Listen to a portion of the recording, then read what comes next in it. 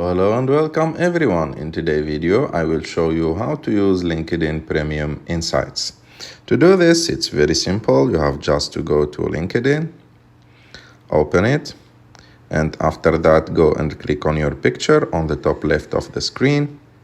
After that, go and click on your name. After that, scroll down a little bit, and as you can see, those are like the analytics of your profile. So here you can see like who viewed your profile in the last 30 days. You can see all the list here, and this one will not show to you if you are not using LinkedIn Premium.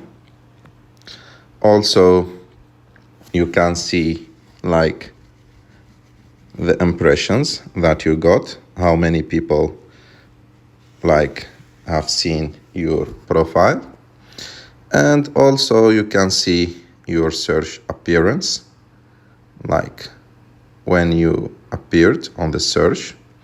And if you want to see all the analytics, click on that and you will see everything here related to the analytics of your profile. I hope that you like this video. If you like this video, don't forget to subscribe to our channel, to like this video, and see you in the next one.